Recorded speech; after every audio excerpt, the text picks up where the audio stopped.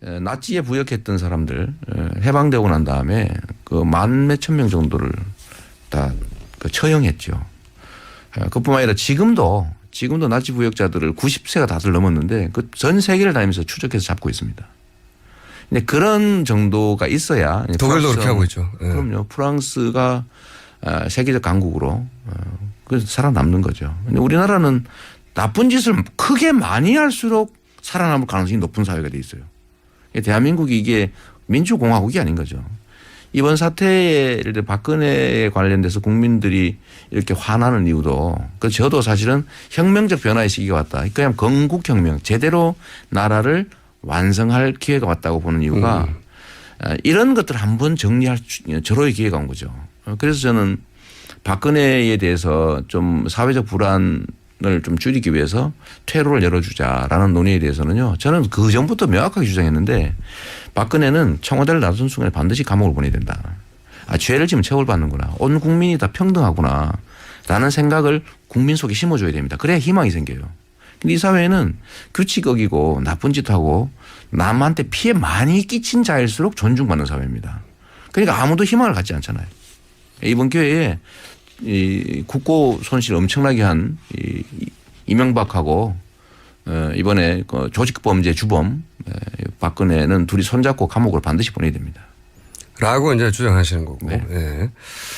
근데 보수 진영 일각에서는 또 그 연민 같은 게 남아 있을 테니까 그분들을 배려하고 혹은 대통령의 예우 차원에서 최소한 스스로 퇴진한다면 예를 들어서 닉슨도 결국은 법적 처벌 받지 않는 조건으로 2년에 걸쳐서 실갱을 하다가 본인이 내려왔단 말이죠. 네. 그런 거 같은 기회를 줘야 되는 거 아니냐. 그 닉슨은 이제 도청을 한 거고. 그리고 거짓말하니 가장 거짓말했다 이건데요. 아니 박근혜 대통령 거짓말을 전 국민을 상대로 수없이 매일 했어요. 매일까지는 과장이고요. 아이, 행동 자체 존재 자체가 거짓말이었던 겁니다. 그건 맞습니다. 그러니까 이거하고 차원이 다르죠. 이거는 조직 범죄라니까요. 보통 국민들은 저지르고 싶어도 할 수 없는 범죄를 한 거예요. 국가 권력을 이용해서. 그런데 그 수준이 너무 자범 수준이라. 그러니까 너무 저질스럽고. 부끄러워요. 너무 규모도 크고 너무 광범위하죠. 규모가 큰 것만 있으면 덜 부끄러울지도 몰라요. 너무 작은 거. 그러니까 이 기가 막힐 일인데. 그중에 제일 제가 골 때리는 건 이겁니다. 자기가 단골로 다니던 미용사의 남편분을 아무런 그거 없이 국회의원으로 만들어주려고 했다든가. 하여튼 모르셨구나. 뉴스가 뉴스를 밀어내고 있기 때문에 요즘은 너무 많아가지고. 네. 아니면 뭐 정유라의 동창 아버지를 위해서 뭘 좀 밀어주고 조그마한 회사를 밀어준 다음에 그러게요. 샤넬백을 받는다든가. 이거는 제가요 사실은 저는 어떤 사건이 벌어지면 나는 변호사 습관에 남아서 그 사건 내용을 자세히 분석하는 경향이 있거든요. 사실 이번 사태는 제가 포기했습니다. 어제 8개가 발표를 했는데 그 읽다가 말아버렸어요. 너무 많아서 제가 그걸 분석할 가치가 없더라고. 그냥 존재 자체나 규모나 이런 것들이 그냥 나쁜 사람들이에요. 그냥 나쁜 정도 아니라 진짜 조직범죄 주범들이고 이게 그래서 저는 더 이상 그냥 나쁜 사람 있을 수 없는 국가적 그냥 그 범죄자 집단들 이렇게 그냥 정리하고 말기로 했습니다. 뭐 파면 끝이 없어요. 이거 하나하나 따지는 게 무의미하다. 저는 머리 아파서 더 진짜 안 하기로 했다니까. 우리 청순이 물어보는 거 제가 그냥 적당히 넘어간 게 실제 잘 몰라. 시장님은 자기 이름만 계속 검색하다 보니까 뉴스를 놓치는 거예요. 너무 많아서 그게 의미가 없는 거죠. 이제 그거는 검찰이 할 일이고 특검이 할 일이죠. 아니 검찰도 그 역할을 안 하기 때문에 국민들이 대신한 다음에 그걸 집회 나와서 떠들고 있는 거예요. 계속 주장하고 있는. 그래서요. 제가 이건 하나 꼭 해야 되겠다 싶어서 전에 한번 의견을 물어본 일이 있거든요. 세월호 7시간을 직무유기로 고발하는 거 어떠냐. 제가 이제 했더니 한 1, 2주 됐죠.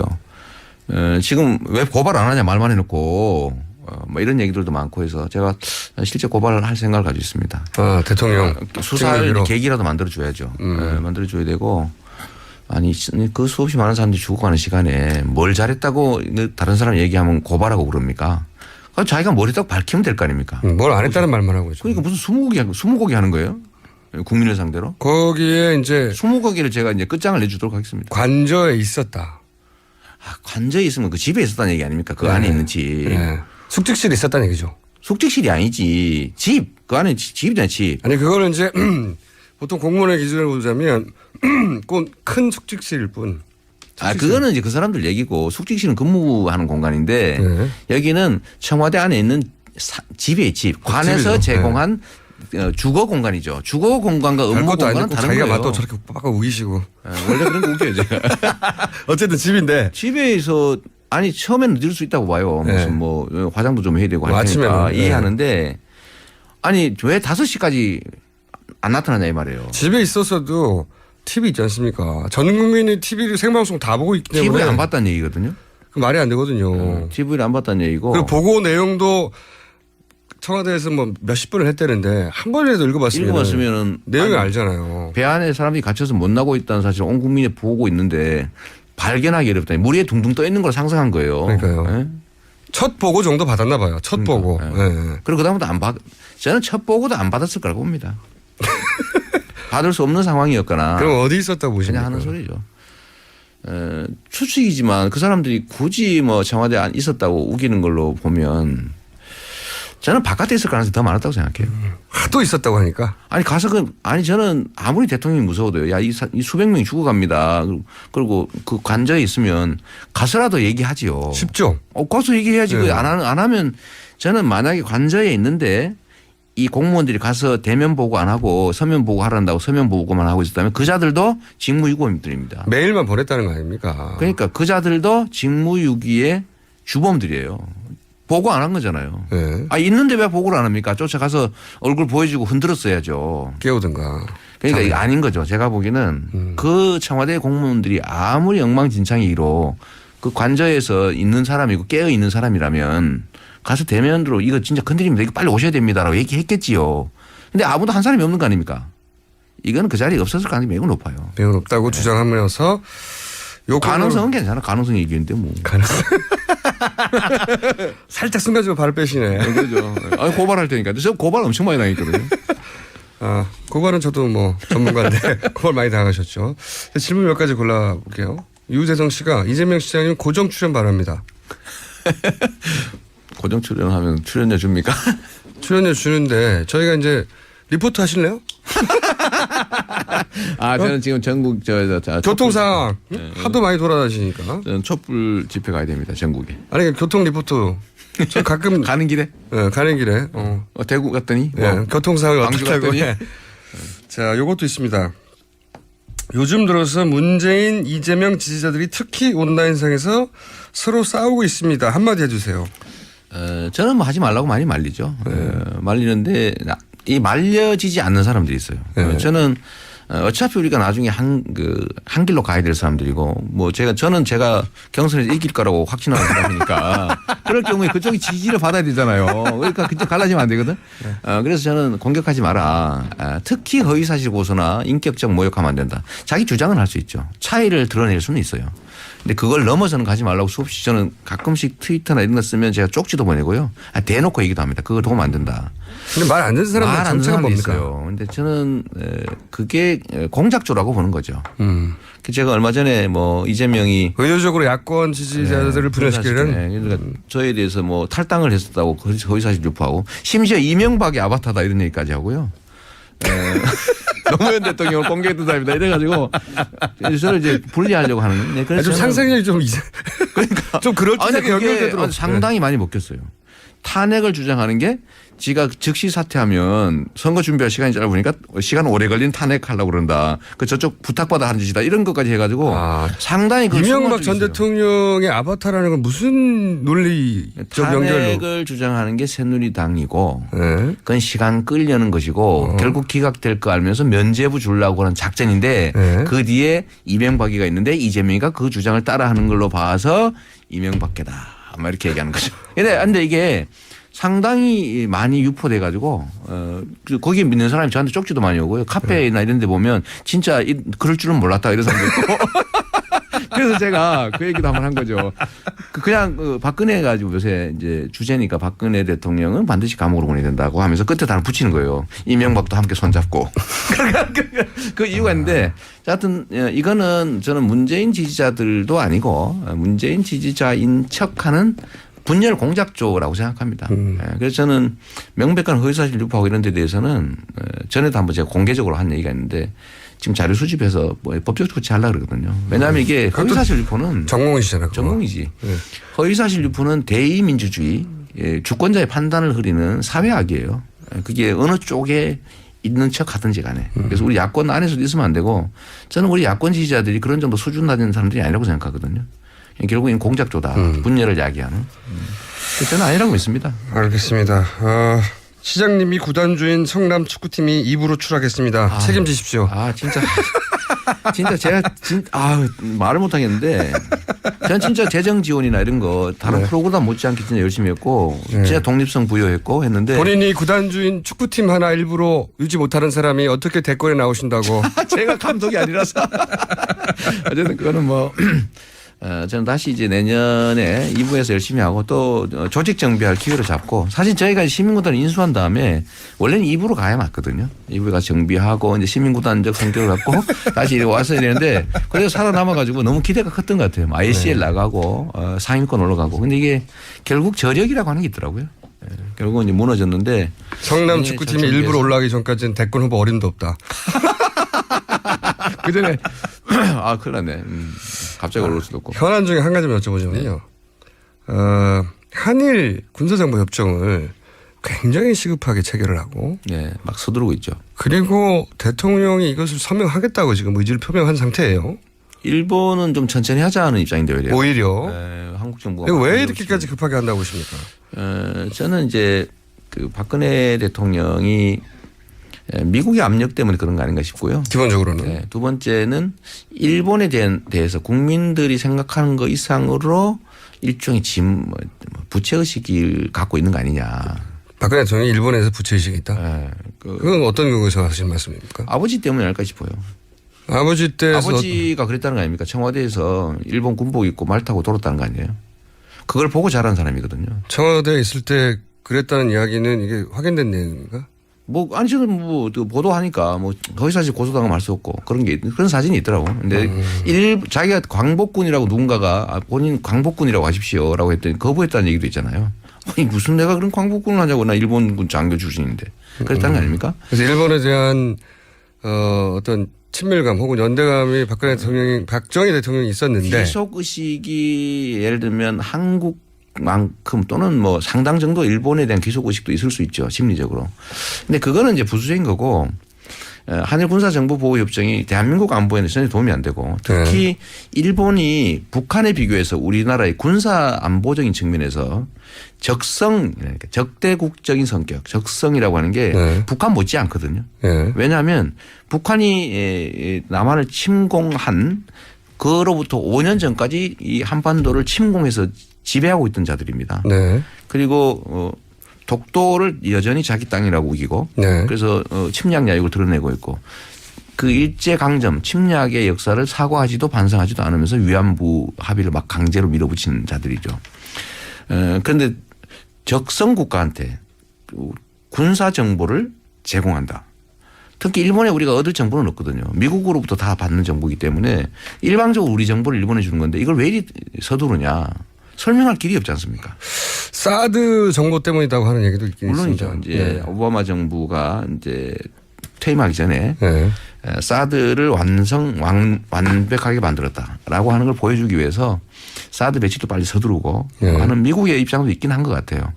그런데 사드는 내년에 배치되잖아요. 되더라도. 근데 지금 뭐 이렇게 막 탄핵이니 사퇴해라 이런 판에 마구 서둘러서 설명할 일은 아니거든요. 그러니까 내년에 되잖아요. 박근혜 대통령이 뭔가 약속을 해서 본인의 어떤 임기나 또는 보장이 안 되는 것 같고 흔들리니까 오히려 빨리 사인할 수 있을 때 사인하도록 누군가가 급하게 요청한 거 아니냐. 그래서 제가 그렇게 얘기한 거죠. 이게 이제 손님인 줄 알았는데 이게 도둑인 게 이제 발각이 난 겁니다. 막 훔치고 있었는데 이제 지금 쫓겨나게 생겼거든요. 그러니까 좀 더 많이 훔쳐가자. 그러니까 담장 밖으로 뭘 막 던져주는 상황이 아닌가 싶어요. 일본도 주고 미국도 주고 막 어차피 빨리 나가야 되는데. 그러면 그렇게 던져주려면 미리 받은 게 있어야 되는 거 아닙니까? 그건 모르겠어요. 하여튼 뭐 던져주는 건 분명합니다. 아니 일본도 뭐 안 될 거라고 포기하고 있었거든요. 전국 혼란 때문에 추진이 어렵겠다 이렇게 판단했다는데 한국 정부에서 마구 서둘러 밀어붙이고 지금 가서명하고 본서명도 곧 하겠다. 네, 대통령의 일정상으로는 내일인가 서명하는 걸로 예정돼 있는 걸로 제가 알고 있는데. 그나마 다행인 것은요. 제가 그래서 이걸 좀 유심하게 봤는데 매우 중요한 국가안보 네. 문제니까 다행히 1년마다 계약을 갱신하게 돼 있더라고요. 협정을. 협정 연장 안 하면 되는 거니까 그나마 너무 큰 걱정 안 하셔도 될 것 같아요. 국민들 입장에서. 본인이 당선될 거니까. 뭐 누가 되든 박근혜가 아니면 이럴 땐 또 한차사. 너무 그러면 안 됩니다. 이미 많이 그래놓고 뭘. 적당히 해야 된다니까. 이미 적당히는 넘어가신 분이에요 지금. 적당히 발표기 너무 늦었습니다. 제가 PPL 전문이라 저도. 아 저희가 거의 1시간 가까이 네. 훅 지나가 버렸어요. 네, 훅 지나가 버렸는데 오늘은 여기까지만 하고요. 네. 아 이 문자도 참 많이 옵니다. 시장님은 정동영 개다. 네, 이 문자도 굉장히 많이 오기 때문에 이명박 개라는 얘기는 해명하셨는데 정동영 개다. 저쪽으로 결국 삼지대 함께 갈 거다 이런 얘기.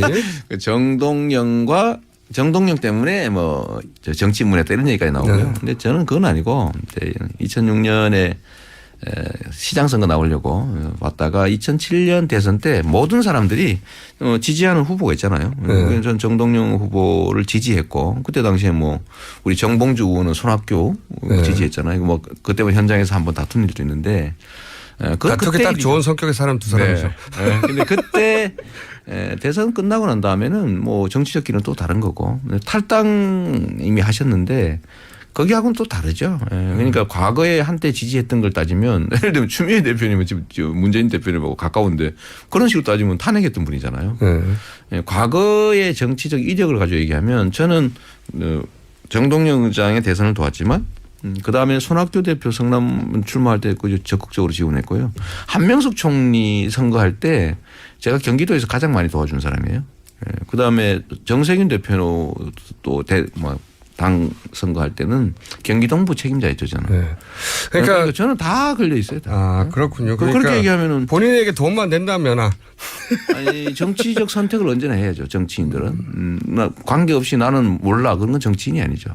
당원으로 그러니까 당의 중요한 의사결정에 언제나 참여하고 자기 의사 표명하고. 근데 그중에 한때의 경력을 가지고 매도하면 그건 정말 나쁜 거죠. 그러면 마지막 질문인데요. 오늘 예정된 시간도 벌써 지나갔는데 뭐 곧 금방 또 부를 거니까요. 시켜오시니까. 네. 일단 오늘은 보내드리려고 하는데 반기문 지금 1, 2위가 네. 이것도 뭐 좀 있으면 바뀔 수도 있는데 순위가 현재 기준으로 하자면 문재인 반기문 정도가 네. 대선 후보의 1, 2위를 오랫동안 다투고 있습니다. 네. 본인이 종합 2위로 지금 3위권 올라갔는데 2위로 네. 올라가는 시점은 언제입니까? 진짜 시간 예측이 잘 안 되더라고요. 이제 그 국민들의 여론이라고 하는 게 네. 저도 놀라울 정도로 빨리 변하고 하기 때문에 저는 예측을 내년 봄 정도에 보통 내년 봄 정도에 생각했었거든요. 2등까지는 내년 봄이요? 아니 지금도 10%를 넘어버렸고 10%가 내년 봄 생각했는데 저는 그 안철수 대표를 확실하게 넘어서 네. 문재인 대표님을 쉽게 넘지는 못할 테고요. 왜냐하면 5년 동안 준비하신 분인데 뭐 인지도 90%가 넘고 저는 인지도 50%도 안 된 사람이니까 한두 달 정도 되면 그래도 지금보다는 좀 많이 나아지지 않을까. 한 달. 2등 정도는 따라잡을 수 있다. 한두 달. 2등을 따라잡을 수 있을지는 잘 모르겠어요. 근거는요? 시대의 흐름이죠. 시대 흐름. 그 무섭습니다. 저는 정치인의 역할을 대리하는 거라고 봅니다. 그런데 보통 사람들 지도한다고 생각하죠. 근데 저는 대리에 충실하려고 하기 때문에 저는 우리 머슴을 부리는 주인 국민들이 저를 곧 이뻐하게 될 거다. 좀 더 많이 그렇게 생각합니다. 말 잘 듣지 뭐 험한 일 앞에서 먼저 잘하려고 그러지.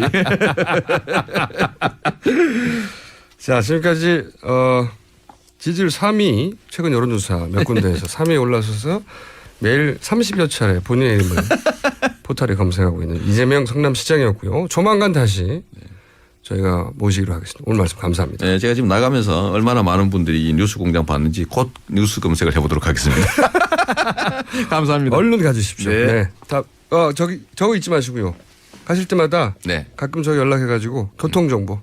알겠습니다. 전국을 다니면서. 네. 네. 감사합니다. 네. 이 국고 손실 엄청나게 한 이명박하고 이번에 조직범죄 주범 박근혜는 둘이 손잡고 감옥으로 반드시 보내야 됩니다. 라고 이제 주장하시는 거고. 네. 예. 근데 보수 진영 일각에서는 또 그 연민 같은 게 남아 있을 테니까 네. 그분들을 배려하고 혹은 대통령의 예우 차원에서 최소한 스스로 퇴진한다면 예를 들어서 닉슨도 결국은 법적 처벌 받지 않는 조건으로 네. 2년에 걸쳐서 실갱이를 하다가 본인이 내려왔단 말이죠. 네. 그런 거 같은 기회를 줘야 되는 거 아니냐. 그 닉슨은 이제 도청을 네. 한 거고 그리고 거짓말한 게 가장 거짓말했다 컸죠. 이건데요.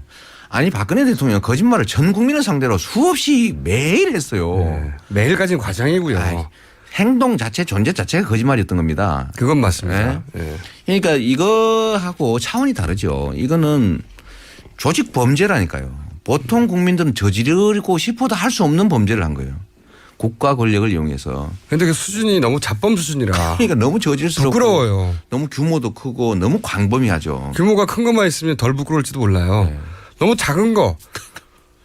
그러니까 이 기가 막힐 일인데 그중에 제일 제가 골 때리는 건 이겁니다. 자기가 단골로 다니던 미용 나치에 부역했던 사람들 해방되고 난 다음에 그 만 몇천 명 정도를 다 그 처형했죠. 그뿐만 아니라 지금도 나치 부역자들을 90세가 다들 넘었는데 그 전 세계를 다니면서 추적해서 잡고 있습니다. 근데 그런 정도가 있어야 독일도 그렇게 하고 있죠. 네. 그럼요. 프랑스가 세계적 강국으로 그래서 살아남는 거죠. 근데 우리나라는 나쁜 짓을 크게 많이 할수록 살아남을 가능성이 높은 사회가 돼 있어요. 대한민국이 이게 민주공화국이 아닌 거죠. 이번 사태에 박근혜에 관련돼서 국민들이 이렇게 화나는 이유도 저도 사실은 혁명적 변화의 시기가 왔다. 그냥 건국혁명 제대로 나라를 완성할 기회가 왔다고 보는 이유가 이런 것들을 한번 정리할 절호의 기회가 온 거죠. 그래서 저는 박근혜에 대해서 좀 사회적 불안을 좀 줄이기 위해서 퇴로를 열어주자라는 논의에 대해서는요. 저는 그 전부터 명확하게 주장했는데 박근혜는 청와대를 나선 순간에 반드시 감옥을 보내야 된다. 죄를 지면 처벌받는구나. 온 국민이 다 평등하구나. 라는 생각을 국민 속에 심어줘야 됩니다. 그래야 희망이 생겨요. 근데 이 사회는 규칙 어기고 나쁜 짓 하고 남한테 피해 많이 끼친 자일수록 존중받는 사회입니다. 그러니까 아무도 희망을 갖지 않잖아요. 이번 기회에 그러니까 전 국민이 TV를 생방송 다 보고 있기 때문에 TV를 안 봤다는 얘기거든요. 그 말이 안 되거든요. TV를 안 봤다는 얘기고. 그리고 보고 내용도 청와대에서 뭐 몇십 분을 했다는데 한 번이라도 읽어봤으면 내용이 알잖아요. 배 안에 사람들이 갇혀서 못 나고 있다는 사실을 온 국민이 보고 있는데 발견하기 어렵다. 물 위에 둥둥 떠 있는 걸 상상한 거예요. 그러니까요. 네? 첫 보고 정도 받았나 봐요. 첫 보고. 네. 네. 그리고 그다음부터 안 받. 저는 첫 보고도 안 받았을 거라고 봅니다. 받을 수 없는 상황이었거나. 그럼 어디 있었다고 보십니까? 그냥 하는 소리죠. 추측이지만 그 사람들이 굳이 뭐 청와대에 안 있었다고 우기는 걸로 보면 저는 바깥에 있을 가능성이 더 많았다고 생각해요. 하도 있었다고 하니까. 아니 가서 저는 아무리 대통령이 무서워도요. 야, 이 수백 명이 죽어갑니다. 그리고 그 관저에 있으면 가서라도 얘기하지요. 쉽죠. 가서 얘기해야지. 네. 안 하면 저는 만약에 관저에 있는데 이 공무원들이 가서 대면 보고 안 하고 서면 보고 하란다고 서면 보고만 하고 있었다면 그자들도 직무유기범들입니다. 메일만 보냈다는 거 아닙니까? 그러니까 그자들도 직무유기의 주범들이에요. 보고 안 한 거잖아요. 네. 있는데 왜 보고를 안 합니까? 쫓아가서 얼굴 보여주고 흔들었어야죠. 깨우든가. 그러니까 이게 아닌 거죠. 제가 보기에는 그 청와대 공무원들이 아무리 엉망진창이로 그 관저에서 있는 사람이고 깨어 있는 사람이라면 가서 이건 하나 꼭 해야 되겠다 싶어서 전에 한번 의견을 물어본 일이 있거든요. 세월호 7시간을 네. 직무유기로 고발하는 것 어떠냐. 제가 이제 했더니 한 1, 2주 됐죠. 지금 왜 고발 안 하냐 말만 해놓고 뭐 이런 얘기들도 많고 해서 제가 실제 고발을 할 생각을 가지고 있습니다. 대통령. 수사할 직무유기로. 계기라도 만들어줘야죠. 만들어줘야 되고 아니 그 수없이 많은 사람들이 죽어가는 시간에 뭘 잘했다고 다른 사람 얘기하면 고발하고 그럽니까? 자기가 머리 딱 밝히면 될 거 아닙니까? 뭘 안 했다는 말만 하고 있죠. 그러니까 무슨 스무고개 하는 거예요? 국민을 상대로? 거기에 이제 20곡기를 제가 이제 끝장을 내주도록 하겠습니다. 관저에 있었다. 관저에 있으면 그 집에 있었다는 얘기 아닙니까? 그 안에 있는 집. 네. 숙직실에 있었다는 얘기죠. 숙직실이 아니지. 집. 그 안에 집이잖아요, 집. 아니 그거는 이제 보통 공무원의 기준을 보자면 꼭 큰 숙직실일 뿐. 그거는 이제 그 사람들 얘기고 숙직실은 근무하는 공간인데 네. 여기는 청와대 안에 있는 집이에요, 집. 관에서 집이죠. 제공한 주거 공간이죠. 주거 공간과 업무 별것도 공간은 아니고 다른 자기가 거예요. 맞다고 저렇게 빡빡 우기시고. 원래 그런 거 웃겨요, 제가. 어쨌든 집인데. 집에서 아니 처음에는 늦을 수 있다고 봐요. 네. 무슨 뭐 화장도 좀 해야 되고 뭐 할 테니까 아침에는, 네. 이해하는데 아니 왜 5시까지 안 나타나냐 이 말이에요. 집에 있었어도 TV 있잖아요. 승사의 남편분을 아무런 그거 없이 국회의원으로 만들어주려고 했다든가. 하여튼 모르셨구나. 뉴스가 뉴스를 밀어내고 있기 때문에 요즘은 너무 많아가지고. 네. 아니면 뭐 정유라의 동창 아버지를 위해서 뭘 좀 밀어주고 네. 조그마한 회사를 밀어준 다음에 그러게요. 샤넬백을 받는다든가. 아 이거는 제가요 사실은 저는 어떤 사건이 벌어지면 나는 변호사 습관이 남아서 그 네. 사건 내용을 자세히 분석하는 경향이 있거든요. 네. 사실 이번 사태는 제가 포기했습니다. 어제 8개가 발표를 했는데 그 읽다가 말아버렸어요. 너무 많아서 제가 그걸 분석할 가치가 없더라고. 그냥 존재 자체나 규모나 이런 것들이 그냥 나쁜 사람들이에요. 그냥 나쁜 정도 아니라 진짜 조직 범죄 주범들이고 이게 그래서 저는 더 이상 그냥 나쁜 사람 있을 수 없는 국가적 그냥 그 범죄자 집단들 이렇게 그냥 정리하고 말기로 했습니다. 뭐 파면 끝이 없어요. 이거 하나하나 따지는 게 무의미하다. 아유, 저는 머리 아파서 더 진짜 안 하기로 했다니까. 머리가 우리 청순이 물어보는 거 네. 제가 그냥 적당히 넘어간 게 실제 잘 몰라. 시장님은 자기 포기했어요. 이름만 계속 검색하다 보니까 뉴스를 놓치는 거예요. 이게 너무 많아서 그게 의미가 없는 거죠. 이제 그거는 검찰이 할 일이고 특검이 할 일이죠. 아니 검찰도 그 역할을 안 하기 때문에 국민들이 대신한 다음에 그걸 집회 나와서 떠들고 있는 거예요. 계속 주장하고 있는. 그래서요. 네. 제가